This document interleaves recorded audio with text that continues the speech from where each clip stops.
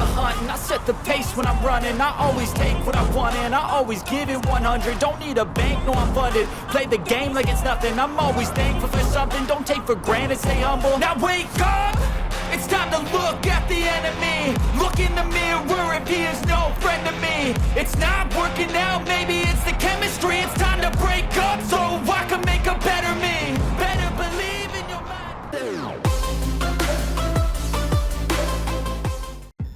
10, 20, 30, 50 км в час, 60, 70 по тротуару, по велодорожке, по проезжей части. Это реалии Киева и реалии Украины. Моноколесник может ехать где угодно, как угодно и на какой угодно скорости. Друзья, на связи Паша Климик, и в этом ролике мы с вами разберем запрет на моноколесо в разных странах мира. Я думаю, что многие из вас удивятся, если я скажу, что в некоторых странах моноколесо разрешено только с ограниченными условиями. Допустим, на нем должен быть только номерной знак, и оно должно ехать не более 20 км в час. Как вам такое?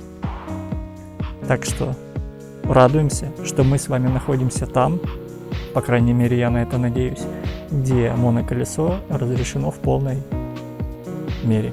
Сначала я вам, скажем так, перечислю те страны с особо жесткими условиями, правилами для моноколесников и в принципе электротранспорта как такового, а потом мы разберем некоторые из них более детально, почему это так.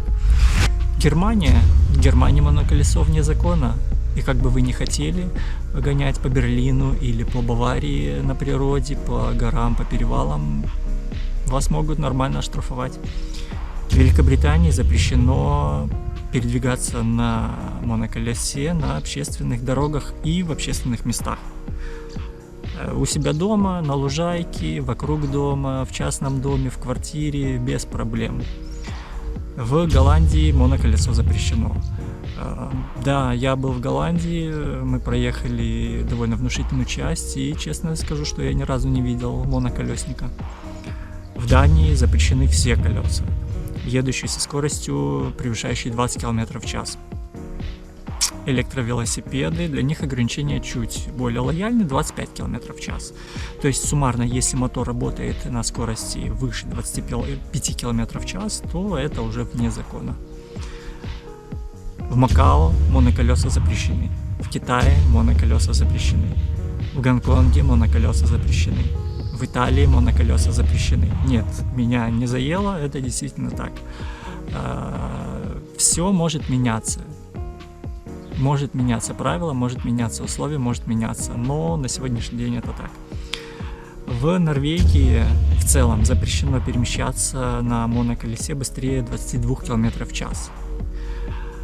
Причем это ограничение должно быть аппаратным, а не софтверным. То есть, если производитель ограничил с завода, с конвейера скорость вашего колеса 22 км в час, окей, на нем ездить можно. А то, что оно может двигаться 80 км в час, а вы просто поставили лимит в своем софте в 22 км в час, нет, такое не прокатит. В США, во Флориде, технически моноколесо должно иметь номерной знак. Вы представляете? Это то, о чем я говорил во многих предыдущих роликах. Я даже не мог подумать, что такое существует. В предыдущих роликах я говорил о том, что я топлю за права, за сдачу минимального набора теоретических знаний моноколесникам, электросамокатчикам, велосипедистам перед тем, как выезжать на проезжую часть. И получение номерного знака — это по сути и есть сдача на права. Согласны? Согласны. Как вам такое? В Огайо моноколесо разрешено. Рай для моноколесников. В Австралии, допустим, Квинсленд разрешено, там даже сама полиция пользуется активно электротранспортом, личным электротранспортом, в частности Segway. В Новой Зеландии моноколеса разрешены, в Португалии разрешены, но есть ограничения при езде по велодорожкам. То есть если мощность мотора больше 250 Вт, то тогда по велодорожкам ездить нельзя. Не знаю, что это за моноколеса должны быть, у которых меньше 250 Вт. Ну, короче, знаете, мне кажется, вводят правила, сами толком не разобравшись в них, как, где и какими характеристиками обладают моноколеса. В Сингапуре разрешены, но тоже есть ограничения для моноколеса по весу и по скорости. С некоторыми правилами я, честно говоря, в шоке. Почему? Потому что, это все условности. Можно разрешить, допустим, двигаться там где-то по обочинам, по велодорожкам, но просто запрещать полномасштабно по всей стране или по всему городу, такое. Окей. А теперь более детально по некоторым из стран. Смотрите. Во Франции изменения в дорожный так называемый кодекс с учетом ограничений еще с 2019 года были подготовлены изменения, и они, судя по всему, вступили в силу. Не был во Франции еще, поэтому точно сказать это не могу, так ли это или нет. Согласно этому кодексу вводится новая категория транспортных средств МЛТС – моторизированное личное транспортное средство. Согласно этому нововведению возраст должен быть от 12 лет, и согласно этому кодексу движение по тротуару с использованием двигателя будет запрещено, за исключением случаев, когда это разрешено в определенном городе или в определенном районе. В городах для движения должны использоваться велодорожки, велосипедные полосы, при отсутствии которых разрешается движение по дорогам, на которых действует ограничение не более 50 км в час. Максимальная скорость движения при этом 20 км в час. На дорогах с активным пешеходным движением максимальная скорость снижена до 8 км в час. Запрещается ездить на электрических скутерах, моноколесах, максимальная скорость которых превышает 25 км в час. То есть, видите, оно можно, но очень ущемлены правила. Согласитесь ли вы ездить, пользоваться полноценным моноколесом, захотите ли вы его покупать, если оно должно ехать максимум 25 км в час? Я бы, наверное, нет. Это очень медленно, то есть и в качестве транспорта это медленно, и в качестве ездить вокруг дома, ездить вокруг парка, такое себе, знаете, удовольствие. Швеция. В Швеции запрещено использовать на дорогах общего пользования электросамокаты с электродвигателем мощностью выше 250 Вт. Максимальная скорость при движении 20 км в час. В Испании некоторые города запретили использование электросамокатов и моноколес в пешеходных зонах. И при этом запрет движения по тротуарам, ограничение скорости до 25 км в час и обязательная страховка для таких людей, которые двигаются и могут навредить пешеходам. В Германии с 2019 года вступило в силу разрешение на движение по проезжей части. Не знаю, какая новость более актуальная, первая, которую я прочитал, или вторая.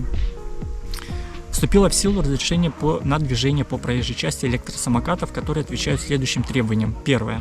Наличие руля или стойки определенной высоты.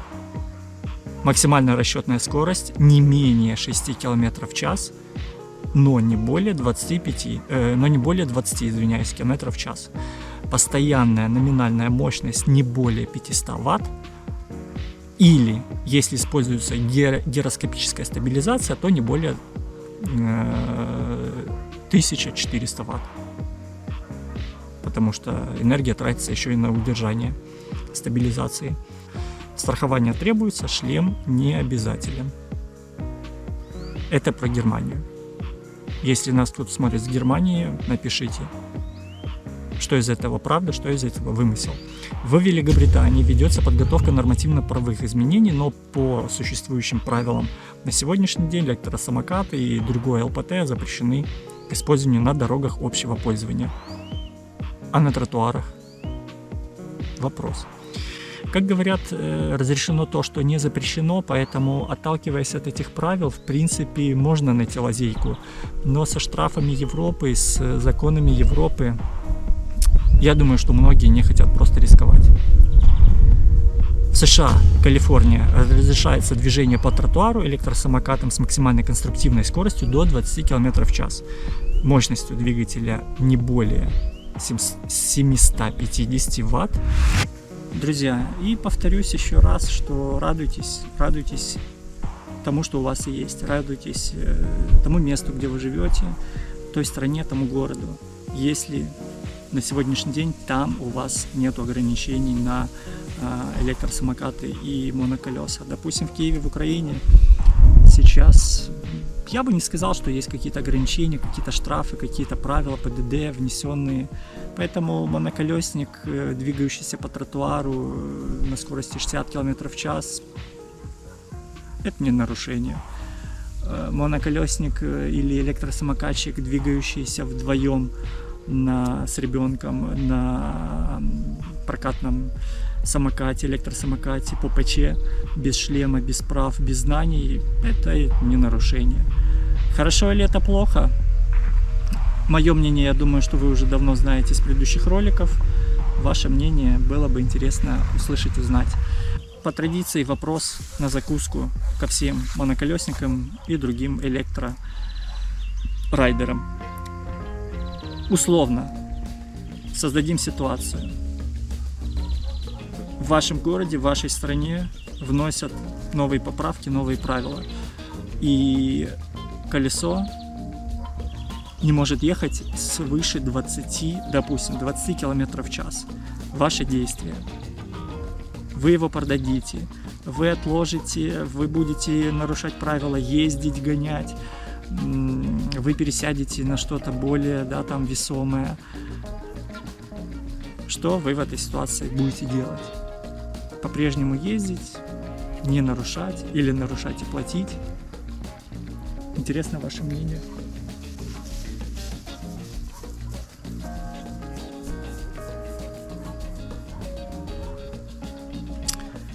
С вами был Паша Клоймек. Если вам эта тема не интересна, вы можете не подписываться на канал. Остальные ставят палец вверх, дают фидбэк в комментах и подписываются.